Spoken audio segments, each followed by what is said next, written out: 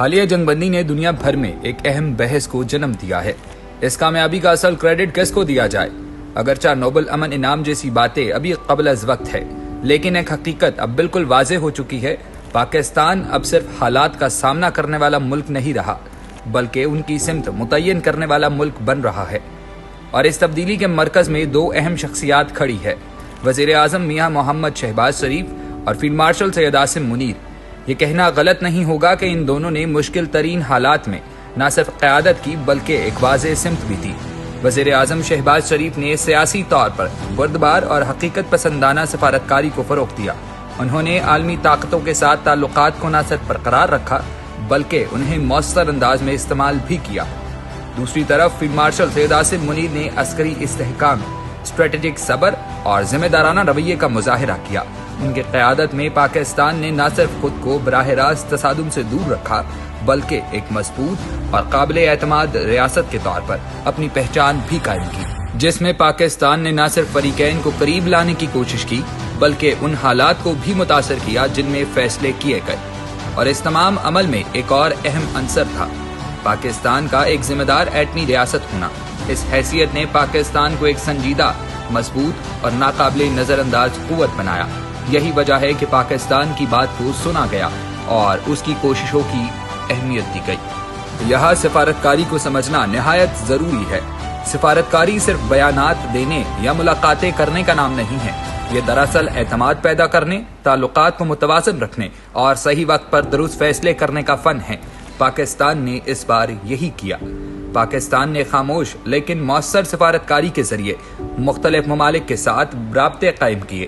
چین، امریکہ، ایران اور خلیجی ممالک کے ساتھ بیک وقت رابطے قائم کرنا، بیک وقت تعلقات کو سنبھالنا کوئی آسان کام نہیں، لیکن یہ وہ جگہ ہے جہاں پاکستان کی قیادت نے غیر معمولی مہارت دکھائی۔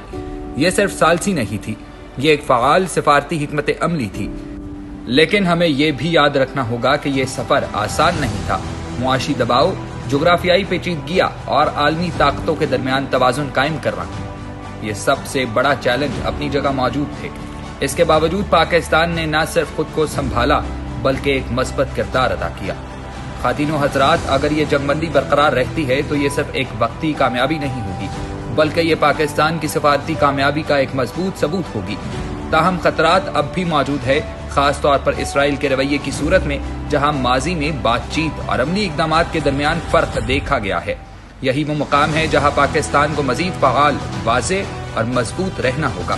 پاکستان کو چاہیے کہ وہ اپنی سفارتکاری کو مزید وسعت دے، بین الاقوامی قوانین اور اقوام متحدہ کی قراردادوں کے تحت اپنا موقف مضبوط کرے اور ایسے عملی اقدامات کرے جو دیر پا ہو، جیسے انسانی امداد، مؤثر رابطہ کاری اور کشیدگی کم کرنے کے مستقل طریقے۔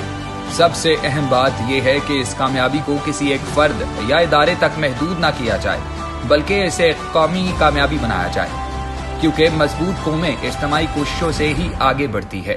آج کامیابی کی تعریف بدل چکی ہے۔